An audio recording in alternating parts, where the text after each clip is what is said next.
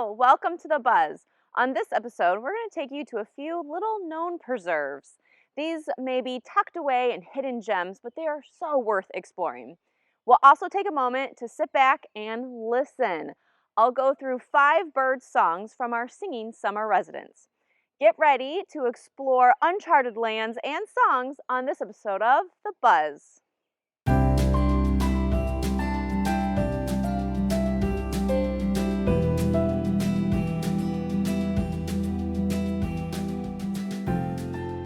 We have highlighted many popular preserves on past episodes of The Buzz: McKinley Woods, Hickory Creek Preserve, and Goodnow Grove, to name a few.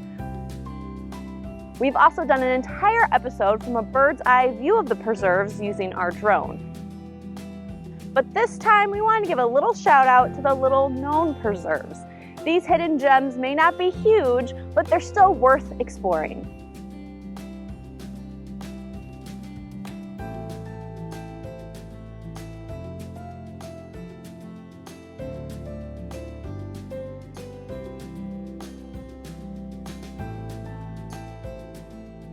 Our first stop is Evans Judge, which is in the southern part of the county in Custer Township. This is a staff favorite. From naturalists to our wildlife ecologists and conservation crew leaders, we all have so many special stories. It is the only preserve that borders the Kankakee River, and this natural grassy trail cuts through different habitats like forest, savanna, and wetlands. And this is a pretty unique preserve because it's one of the few that has sandy soils that creates some interesting diversity.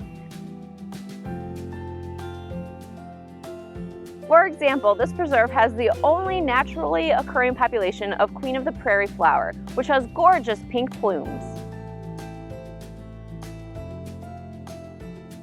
We just stumbled upon a nice little patch of flowers. The blue phlox or woodland phlox is in its prime right now. Mixed in is wild ginger and some golden Alexander.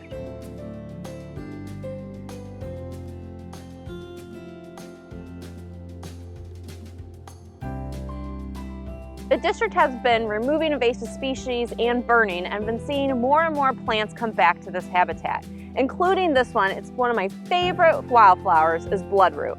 Now normally I see bloodroot like here or there in just one little leaf, usually like a small one, but look how giant this patch of bloodroot is. These leaves are the size of my face, and this bloodroot is an indicator that this is a high quality woodland. Just standing here and walking through this trail, there's a lot of sound going on. I don't think the mics are picking it up, but the birds are really singing loud, and there's a lot of warbler action. I'm hearing so many different species. There's a Tennessee warbler, a black-throated green warbler, a blue-headed vireo, and a black and white warbler. I even heard my first catbird. I'm just amazed on the huge list that I'm hearing in one spot. Our trail cams have caught many critters here, like mink, barred owl, groundhogs, coyotes, and more. There's also been reports of black squirrels and red squirrels. Now, black squirrels are a genetic anomaly that are common in many different species of squirrels, but the red squirrel is a little bit more rare for the tree squirrel family. This squirrel is smaller than the eastern gray squirrel and the fox squirrel, and has a less bushy tail.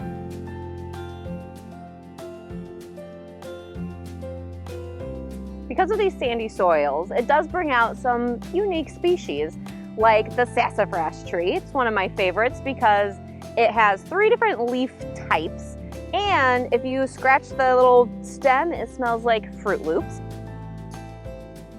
Another rare species is one of our few lizards in Will County, the 6-line race runner. These lizards are about this big with 6 lines on their back, and the babies have bright blue tails.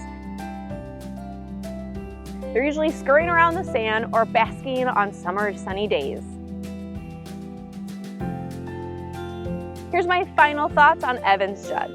This was my first time here, and it is a little bit different than the other preserves. This grassy trail was nice and wide, and it's great to do in the morning because it would be awfully sunny and hot in the afternoon. Plus, if you go in the morning, you can hear all the amazing bird songs, beautiful views of the river, and there are some spring flowers still blooming.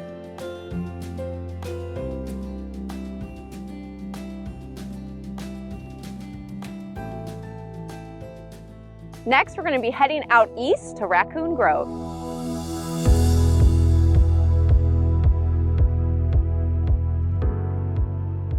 In the east side of the county, we have arrived at Raccoon Grove Nature Preserve in Monee. This is a smaller preserve with one trail that loops in the back. It is a natural surface and it's a little muddy. This is protected as a state nature preserve and is part of a reservation granted to the daughters of a Potawatomi woman named Marie Bailey. This trail may be a shorter one, but it's packed with biodiversity. It's one of my favorite places to go for my early spring wildflowers in April, where you can find the tiny harbinger of spring, along with hepatica, bloodroot, and loads of trilliums. I can actually find 3 trilliums here: the prairie trillium, toadshade trillium, and the nodding trillium. And even now that we're in May, there's still a lot to see. I've seen tons of jack-in-the-pulpit, Mayapples, phlox, Jacob's ladder, the list goes on and on.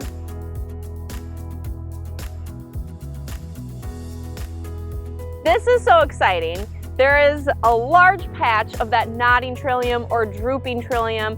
I usually only see like 1 or 2, but here there's like 10, 15 plants. There are these big trilliums, and the flower tends to droop underneath. Some of these are popping above. Some haven't even opened yet, so you still may have a chance to go see them. Plus mixed in is the toadshade trillium, and there's both colors. So there's maroon that looks like the prairie trillium, but just set up a little bit differently, and then this yellowish green kind. Again, it's in large patches. I usually only see like 1 or 2, but here we're hit a boom.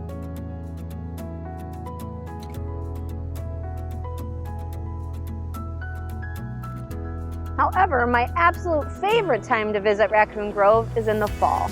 This preserve is full of shagbark hickories, maples, and oaks that fill the fall with colors of oranges and yellows and reds. And it's a peaceful sanctuary to get away from the hustle and bustle.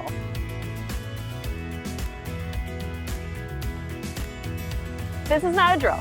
I don't know if you could hear that, but there are 2 barred owls calling back and forth to each other. We were walking around and then we all suddenly stopped because they've just been calling back and forth. And barred owls are pretty unique that they do call during the day, so this isn't unusual, but they're so close to each other, it's pretty darn exciting.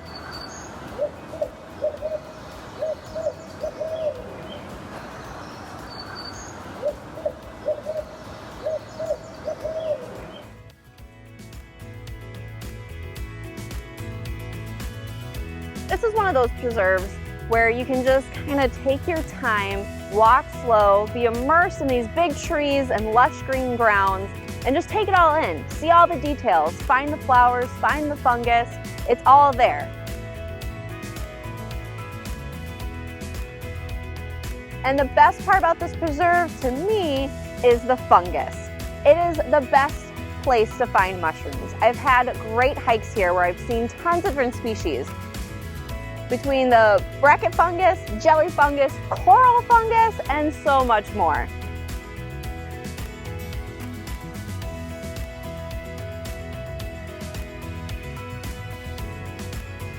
Final thoughts on Raccoon Grove. This is a nice forested preserve with giant trees. It has a nice dirt trail with a slight, elevation and roots that keep it interesting. The birds are still singing. For me, this one's just special because there's some special plants here, and no matter what the season, you're gonna walk away feeling so stress-free.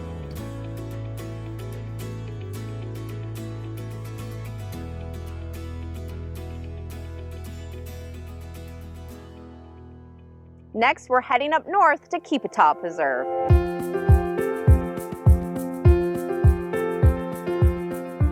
We're here on the north side of the county in Lamont at Kipatah Preserve. This is named after a former Potawatomi leader who settled in what is now known as the Lamont area.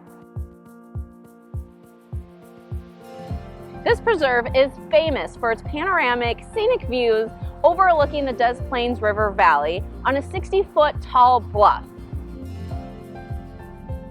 If you take the short trail here to the overlook, this is where you need to sit back, stop, and enjoy.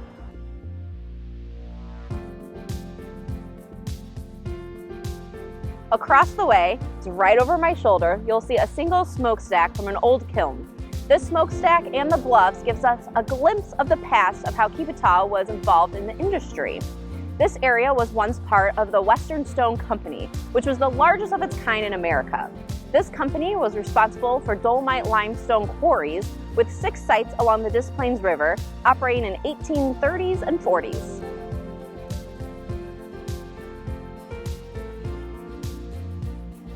This preserve has savanna and wetland habitats to explore. Robert Farrell, who was an instructor at Lewis University in 1972, reported there are at least 5 natural springs that flow from the bluff. These springs are rich in animal and plant populations and have excellent water quality.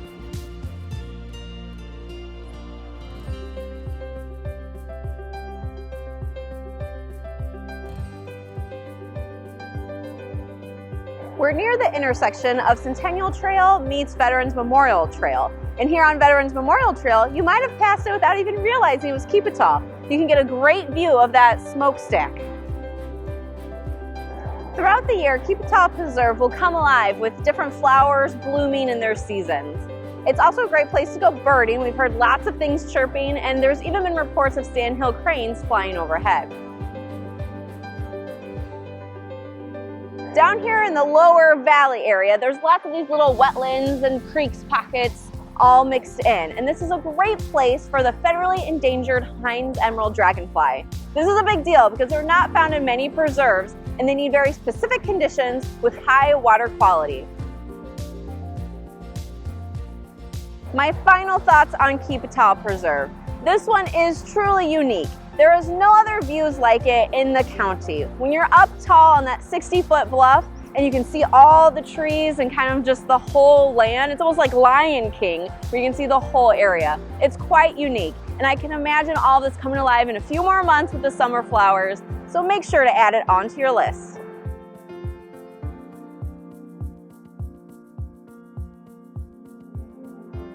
Our last stop is a nearby preserve, O'Hara Woods.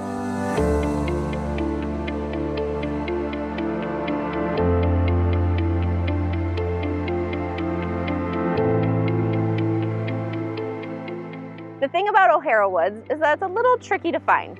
I like to park at the Romeoville Village Hall and then take the white sidewalk down until you get to this black asphalt trail. You'll see our sign here, and you continue on until you find the dirt trail.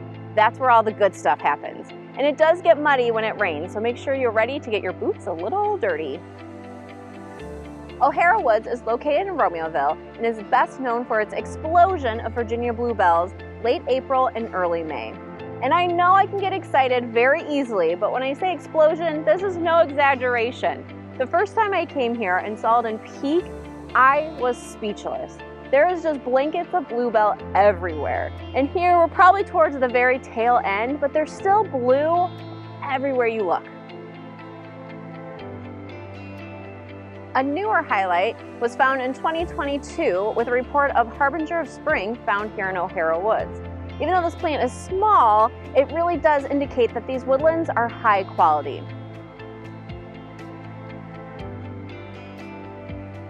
One of my exciting finds was finding this big patch of skunk cabbage along the creek.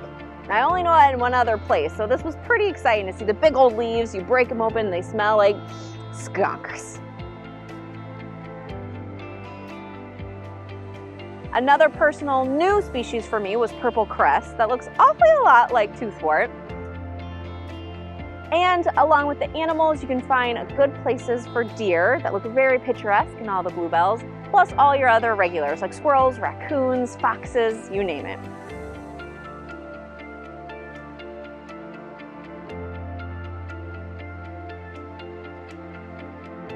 From a management side, the district's O'Hara Woods Preserve is adjacent to the village of Romeoville's O'Hara Woods Nature Preserve, and this is managed by the Conservation Foundation. Preservation planning is ongoing between the district, the village, and the Conservation Foundation to keep this preserve in tip-top shape. There are natural trails, asphalt trails, and boardwalks that connect this preserve seamlessly together.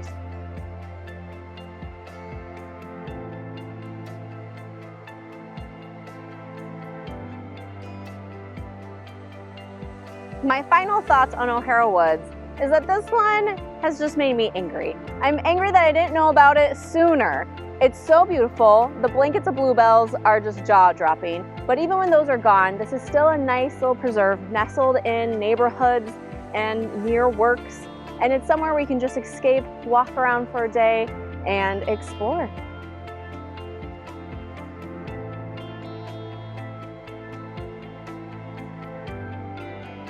Will County is full of beautiful preserves, no matter where you choose to explore. We hope this trip today gave you a few more new places to discover. And no matter how big the preserve is or how long the trail is, it's all about the details. Make sure you go out and look at all the little things, like the wildflowers, the fungus, and yes, take in the views.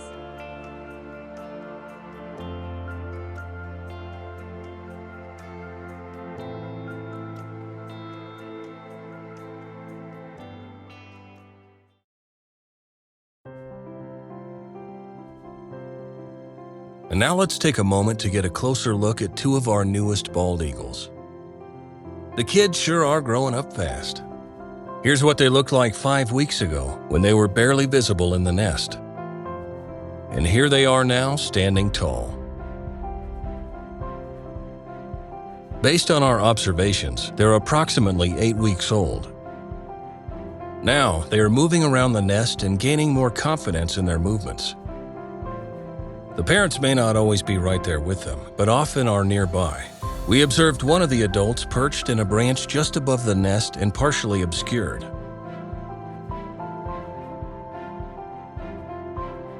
They've started exercising their wings, which is crucial to build up strength so they can begin branching.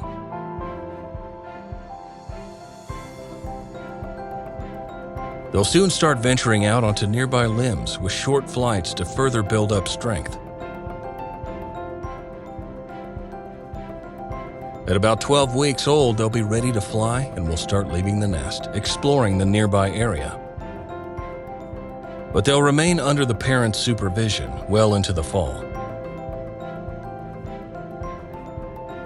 With so many bald eagles in Will County, it's proof that we have good, clean water and a healthy fish population to support them throughout the year.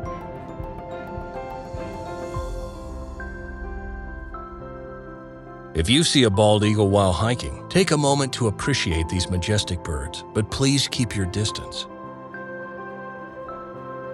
If your presence is altering their behavior, you've gotten too close.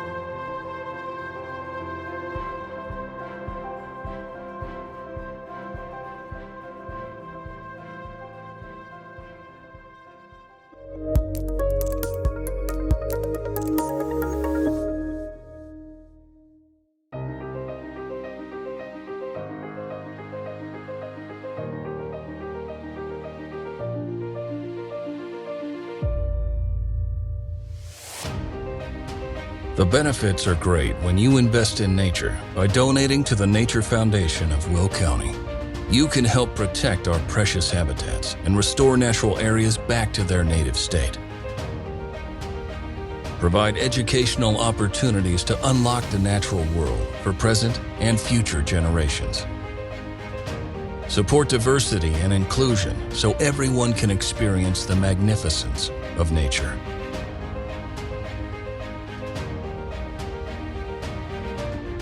The Nature Foundation works hand in hand with the Forest Preserve District of Will County to strengthen the commitment to land stewardship, nature education, wellness, cooperation, and sustainability. Donations large and small make a lasting and significant positive impact on the environment. Invest in nature and join our growing community. Support the cause at willcountynature.org.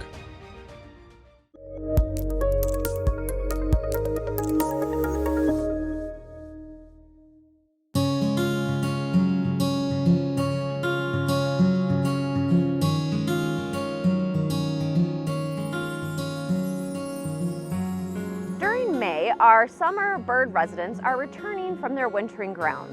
This is a perfect time to brush up on your bird songs. Once the leaves return to the trees, visual identification gets harder and harder. Birding by ear is a vital skill for any level of birder, and you'll be amazed just how many birds you can identify by sound alone. Today we'll be scratching the surface, identifying 5 birds that are returning to our area for the summer. When birding by ear, there's calls and there's songs. Calls are the shorter notes, tweets, squawks, and they're usually made for warning calls.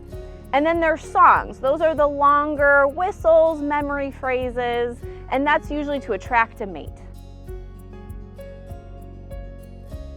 Without further ado, let's go birding.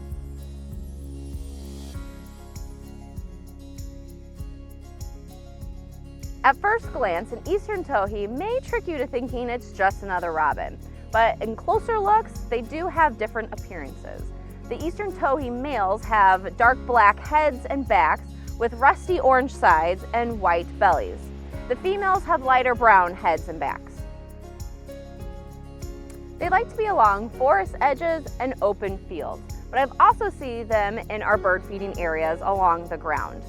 Now, birders like to assign memory phrases to bird songs to help us remember all the different tunes. A good memory phrase for the eastern towhee is, "Drink your tea."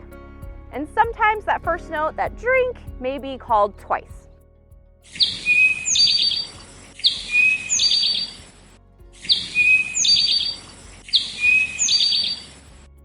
The next 2 birds, the eastern phoebe and the eastern wood pewee, can get confused for one another. They're both in the flycatcher family and they both live in forested areas. And they both kind of look the same. They have brownish gray bodies with an off-white chest. However, you can tell their difference by their behaviors and their calls. The eastern phoebes like to be low in the trees and along like fence lines and shrubs. They can also be very common in neighborhoods and parks. When they're perched, their tail wags up and down. And the male phoebes will sing their name, but it sounds a little raspy or like they have a sore throat. So it goes like this: Phoebe, Phoebe.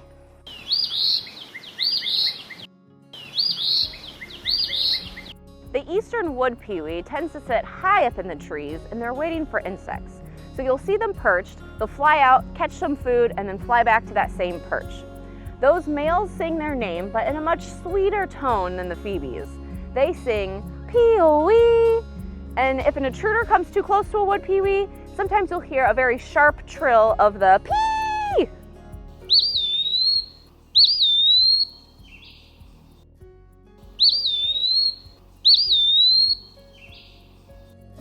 One of our more colorful summer birds is the indigo bunting. Males are bright blue with dark blue heads. On sunny days, their color can be pretty spectacular. When it's overcast, it may look a little more dull. About the size of a sparrow, these birds like to sing from the treetops, shrubs, and even telephone lines. I tend to see them along the forest edges and at our feeders enjoying the thistle seed. Indigo buntings whistle a high-pitched song, often repeating notes in pairs. I've heard many memory phrases for this one, but I've always learned it as I, you, me, me. Another easy one to remember is fire, fire, where, there.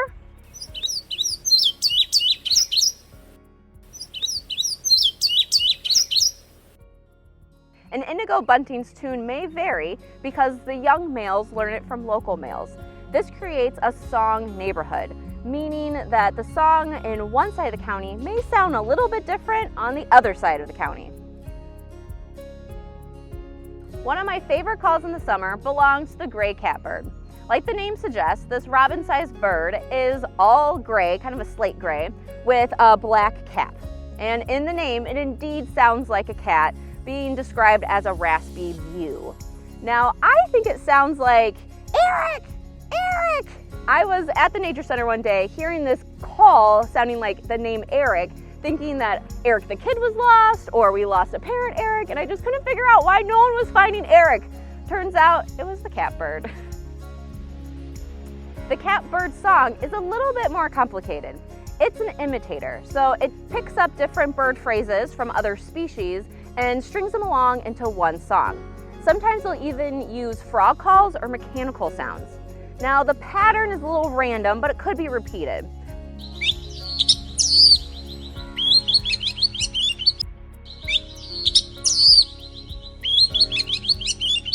Other imitators have more specific patterns. So the brown thrasher will repeat phrases twice, and the mockingbird will repeat phrases 3 times or more.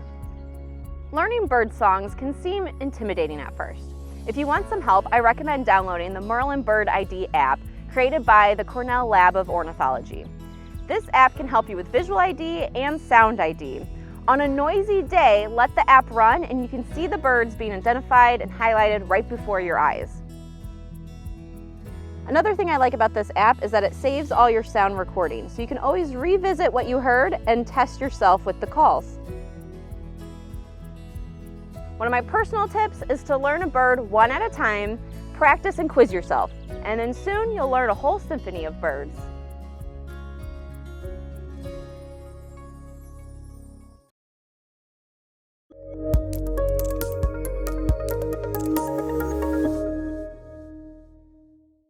Life can come at us quick, but when you take it outside, things move a little slower. There's time to soak in spectacular views in prairie or woodland habitats and feel like you're a world away from city life. This summer, take it outside in Will County's forest preserves and rejuvenate your body and soul. Learn more at reconnectwithnature.org.